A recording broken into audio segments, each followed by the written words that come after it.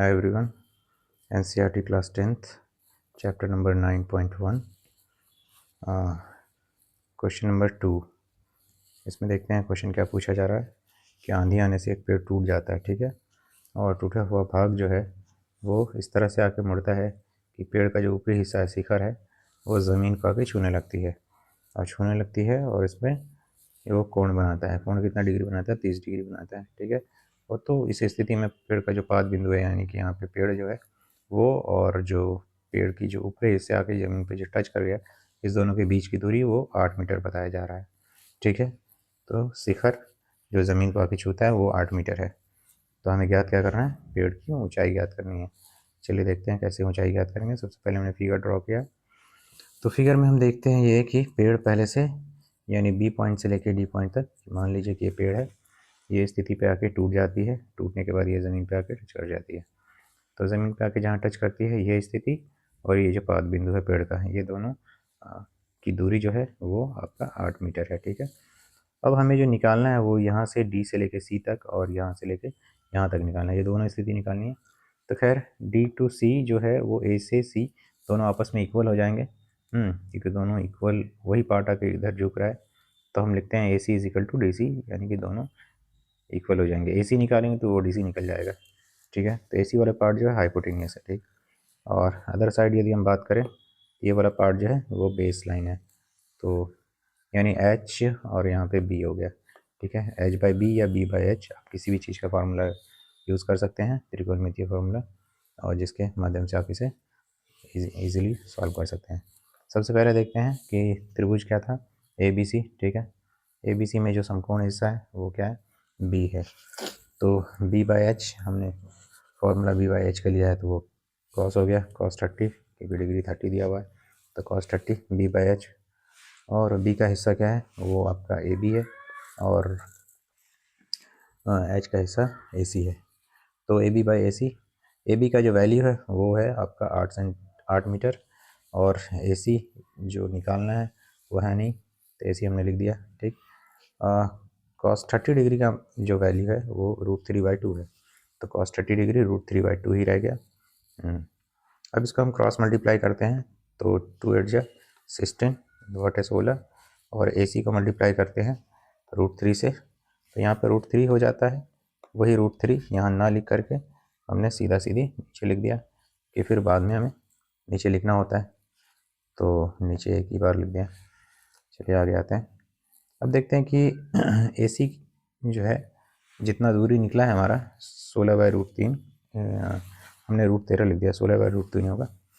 तो वो ए सी का मैप और डी सी का मैप, यानी पेड़ का जो टूटा हुआ भाग है ना, पेड़ के टूटे हुए भाग, वो दोनों आपस में दोनों एक ही चीज़ है, ठीक है। आगे आते हैं। अब उसको बाद में हम जोड़ देंगे। फिर से दोबारा हमें क्या निकालना है, तो एक बार हम फिर से फिगर पे देख लेते हैं कि हमने ये हिस्सा निकाल लिया है, ए सी वाले लाइन निकाल लिया है, और तो ये दोनों लाइन एक ही हो गया। अब हमें निकालना है ये वाला लाइन, यानी बी सी वाला लाइन निकालना है। तो जो बी सी वाला हिस्सा निकालना है हमें, तो ये स्थिति, तो इस पर देखते हैं हम कैसे निकालेंगे। तो ये पार्ट आपका परपेंडिकुलर है, ऑलरेडी नीचे दिया हुआ बेस लाइन है, यानी तो पी बाई बी का यूज़ करके हम निकाल सकते हैं, या फिर अपने एच निकाल लिया तो इससे भी यूज़ करके निकाल सकते हैं, बट हम यहाँ पे नीचे निकाल रहे हैं, सिंपली दिया हुआ है कि वहाँ पे रूट लगा हुआ था, ठीक है। चलिए, तो पी बाई बी या बी बाई पी कुछ भी हम यूज़ करेंगे। तो पी बाई बी हमने यूज़ किया है, जो फार्मूला होगा वो tan का फार्मूला होगा, पी बाई बी।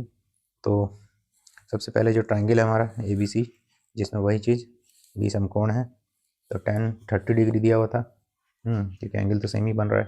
तो formula P by B, P के स्थिति पर क्या है? बी सी, तो बी सी और नीचे बेस लाइन क्या है? A B. तो यहाँ पे हम फिगर में देख सकते हैं कि बी सी और ए बी, यहाँ से यहाँ तक बी सी हो गया और ये वाला हिस्सा ए बी हो गया, ठीक है। अब आगे आते हैं। तो बी सी और ए बी में बी सी का वैल्यू कुछ नहीं दिया हुआ, क्योंकि इसे फाइंड करना है, यही ऊंचाई बच रहा है, और ए बी जो है वो नीचे दिया हुआ था, यानी ए बी बेस पॉइंट वो आपका 8 मीटर है, ठीक है।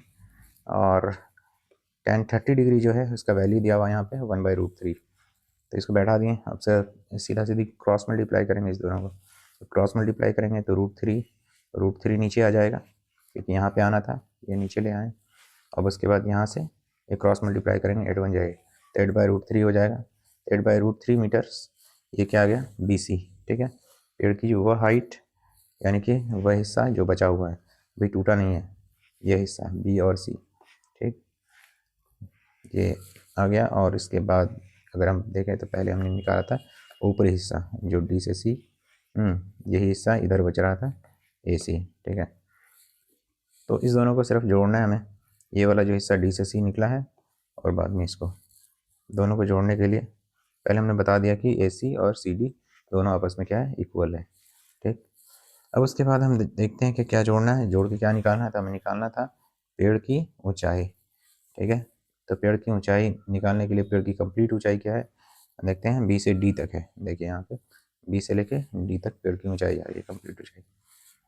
अब कंप्लीट ऊंचाई निकालने के लिए तो बीच में क्या हिस्सा जुड़ रहा है और क्या बच रहा है, तो B से C जो है ये आपका पहला, और इसके बाद उससे ऊपर वाला हिस्सा इसको हम CD कह रहे हैं, यानी BC प्लस CD। तो BC का वैल्यू जो निकाला हमने 8√3 और CD का वैल्यू जो हमने पहले से निकाला था 16/√3। अब इसमें √3 दोनों का एलसीएम हो जाएगा, तो √3 दोनों का एलसीएम हो गया। तो उसके बाद फिर √3 का एलसीएम होने के बाद √3 के पहाड़े में कितने बार में कटेगा, तो √3 के पहाड़े में √3 एक ही बार में आ जाएगा। तो फिर उसको 1 से हम 8 को मल्टीप्लाई करते हैं, 8 एकन 8। फिर उसी तरह से यहाँ भी √3 के पहाड़े में एक बार आएगा, तो उसे 1 से हम इस 16 का मल्टीप्लाई करते हैं, 16 एकन 16, ठीक है। फिर 8 16 दोनों जोड़ने के बाद 24 हो जाता है, 24/√3।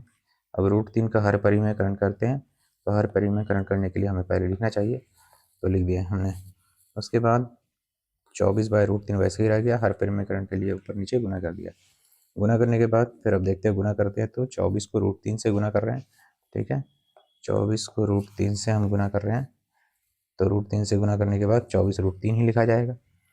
अब 24 √3 लिखा है, और उसके बाद नीचे क्या है, √3 को √3 से गुना कर रहे हैं, यानी हम ऐसा कह सकते हैं कि √3 को √3 से गुना किया तो √9 का रूट उड़ाया तो केवल 3 बचा, तो यहाँ 3 बच गया। अब 3 के पहाड़े में 3 एकन 3, 3 8 24 कट जाएगा, ठीक है। तो बच रहा है हमारे पास 8 और √3 बच रहा है।